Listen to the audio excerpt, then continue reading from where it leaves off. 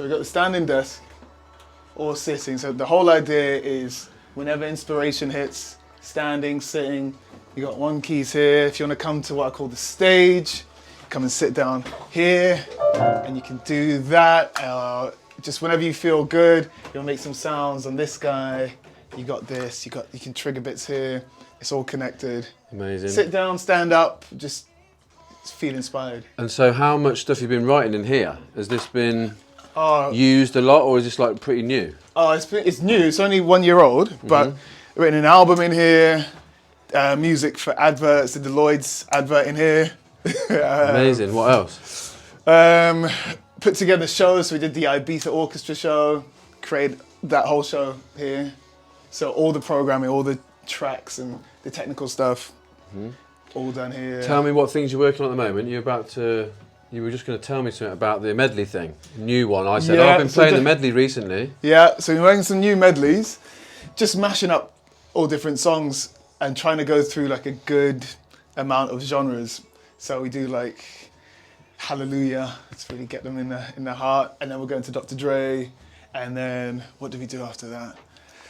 I have to listen to it again to see what we ended up. Tell me when's the next gig? So March or April, album release. Yeah, new album. Yeah, so this is me working through the album, so I have the track list here. Tell me about new album then. Okay, so I know Zero. Yeah, so Zero is the first album. Yeah, so that was the album cover from Zero. Yeah. Yeah. Working title, it's probably not going to be that, but The Angel That Cries. Yeah. I've heard that before. Yeah. That was a track that That's I've listened to before. Exactly. So, yeah.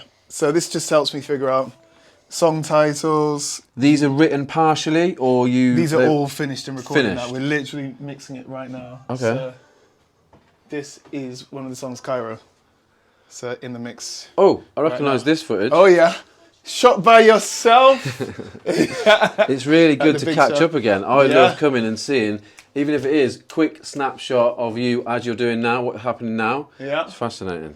This is it, and yeah, I just love having this space to come and work in. That's the big. It's amazing space. The big difference, and obviously. What's this software? This is Logic. Okay, Logic Pro X. Logic Pro X. This is what I sort of do everything in. And you just do bits on here, bits over here, and then mix it all on here. Every track? Every track. Done by you? Yeah. I'll start working with another mix engineer, just so we can bounce ideas back and forth and kind of get the very best product. Yeah. But yeah, because it's so specific to how I want it to feel, it's really hard for me to give it all to mix engineer and say, please, can you do it how you see? Yeah. Because I hear it back and I'm like, oh, that should be there, that should be there. It's just easy if I do it and then work with someone else to... I know that feeling when I'm editing a video. Yeah, you as a creative, you know what you want. You know what you want. But I reckon if you found someone that was bang on, that was available all the time, you could probably get to the point that you want to get to. You definitely could, and especially if you couldn't do it yourself as well. But if you kind of have a really clear idea, and because I mixed all of Zero, like I wouldn't want to take on other people's projects, but for my stuff, I know what I want. Yeah. So play a little bit then, and then I'm just for gonna. example, let's see where this is at on the track. So right now I'm just getting the cello to sit in nicely with the piano.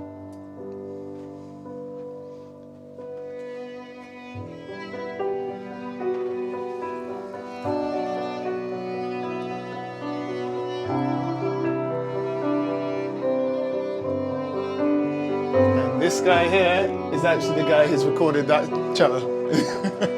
Tell me, we can chat while it's playing? Yeah. Do they come here and do that, or they send it you? Or? So we recorded all the orchestra in a studio in London, and then I'll get all the parts and mix it all. But yeah, the piano, the orchestra, that's all recorded in the studio. Amazing. And then God, you're just like turning them off one by one? Yeah. So I can add all these guys. So some pads. God, that's like totally creative then for you. Is this like, tell me what it feels like when you're doing that. Is this bit as good as doing the initial keyboard bit, or do you like this bit better? What's your favourite? Writing the music is the best, but this part, going through it all and then just layering it up bit by bit, is I'm going to add the cellos back in. Just make sure that feels good. And just learning new tricks to make it fuller. So for example, with the bass, we've got the main bass. It's just a bit quiet. Nice being out here as well in the garden, and you can hear it all clear. Yeah. So it's No really noise. No, just yeah. And then I add another bass underneath that, which you can hardly hear, but you just feel if I turn it up. The rumble. Yeah. So that's kind of just. That's cool because I've been in those churches when you've been doing these things and you get the big bass. And you really feel it. It's just subtle. It's just under there. And you just mix that in with the other bass, and then the cellist is like making sure the low end is all. Amazing. And that starts to feel good. You're like, okay, I like that. And then just some pads and some synths. And some choirs. Yeah, so just building it all up. Amazing. So that's like the process really with one of the tracks. Yeah. And how many's on this new album? It's probably going to be 11 or 12 in total. Yeah. But that would start with just me on here. So.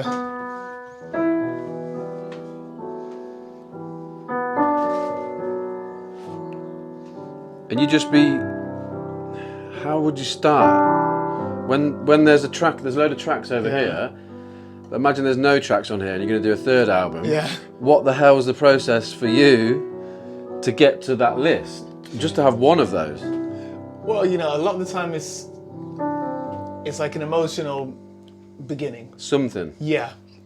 So, for example, like, if I watch a movie, I feel really inspired. I may feel like I want to make something that feels glorious. Yeah. Like, and that happened once. I want something that feels royal. And yeah. So it gives you, you watch something or... Yeah, so you watch something, so I like, check this out. So I might keep some bits around, like even this book. So I was given this when I was in Dubai, and it's it's like the best photographers. And all these, like the best images in the world got compiled into this book. I was thinking, okay, well, what am I going to find? Any page is going to be something. Shit. So like, for example, I've got a song called 75 Summers, which is all about, Still hear you know, your life journey. And then instead of thinking you got 75 years, your average lifespan is 75 years, so you got 75 summers. So I see a picture like this, I think of generations and family and something like that. So just having that as a starting place will affect how I even begin playing the song. Yeah, because it's your fingers, you're feeling, you're touching the keys. Yeah. Or like, you know, you see like her face. Yeah. So whatever's going on, so you can pull on someone else's story to kind of build whatever you're going to build. And what's that like with your family? Do you have inspiration like that? Yeah, exactly. Well, I've got kids. Tell us about that quickly. So your family. I've got 2 daughters. Yeah. And it's just, it's amazing. It's amazing to think, right, the life journey. And technically, statistically, I'm kind of at the midpoint. And when you get to that, you're like, oh, wow, it's not... Midpoint? What do you mean, age? Age, yeah. How old? So over 30. Oh, you're not giving your age to me? Oh, no, I've got stage age. Oh, really? No way. Okay. I'm going to get eternally 33. That's fine. Yeah, do that. I'm 41. Yeah.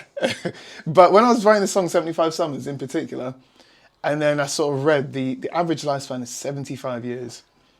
So instead of thinking, like, I've got 75 years to do everything I want to do in my life, now you've got 75 summers, winters, autumn, springs. Yeah. So 75 opportunities.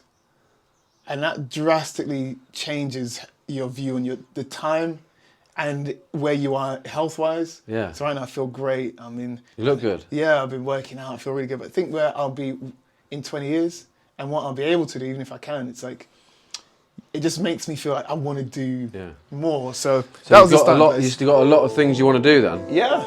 But that, for example, so that was the thinking. And then it says one section which is like really, in my mind, reflective.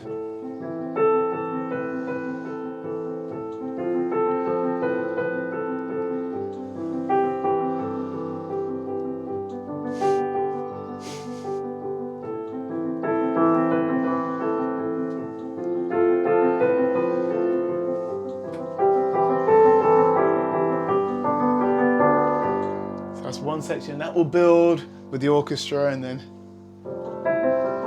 And can you hear in your head already what you want the orchestra to be like? I know exactly everything. I can show you. It's all in there.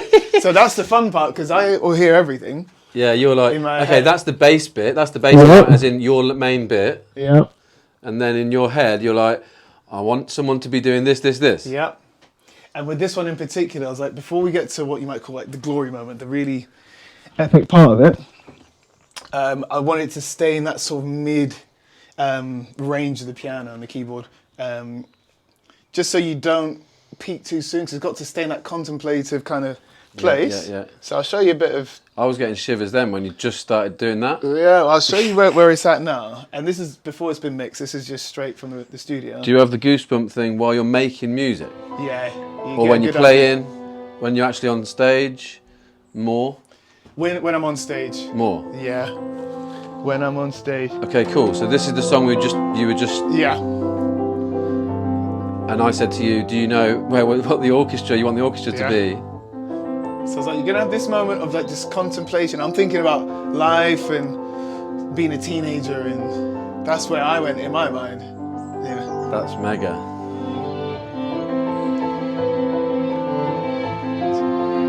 I start shivering just hearing you, watching you. Yeah. It's so good that you love doing it. Oh, I love it. And then the other instrument tells the story, but still space for you to imagine. How many other bits are being used here then over the top of the keyboard that we just heard? Because I can't hear how many there are. So there's 10 musicians playing there. So we've got 2 cellos playing that melody. Da, da, da, da, da, da. Little trombone. Yeah. Yeah. Your ears are on fire, like listening to every little bit. Yeah. And then now the violins will take over. And it can get a bit bigger.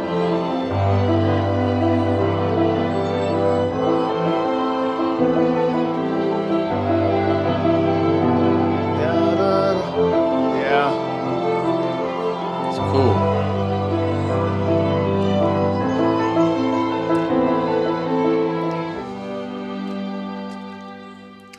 Then it all needs to calm down.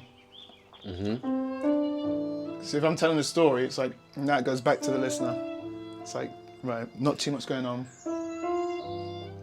Love the fact, when we always talk, where we've met over the years, probably, I don't know, 3 or 4 or 5 years ago, and there's one track that I still listen to all the time because I listen to Gary Vee a lot. Yeah. You've got your track on the Gary Vee episode, like exactly. 101. Yep. I'm always saying, as soon as you put something else over the top, like you're layering loads of tracks of musicians on top, but as soon as you put a bit of vocal or a bit of audio or something else, it's like super inspiring even more than it was. Yeah, that's what you want. It's like, it's weird because as an artist, you want the songs to stand out as a song, but you want to leave space for the listener.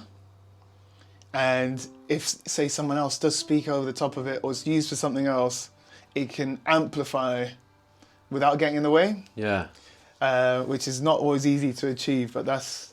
I feel like there's a massive gap for your music in that world. I know you're writing it and it is all amazing to listen just as itself, but I always say to you, like when you've had people on stage and sung with you before. Yeah, exactly. I love that. It's just extra. Yeah. Right, so just aside from all this, should I turn this around? Yeah, I'm going to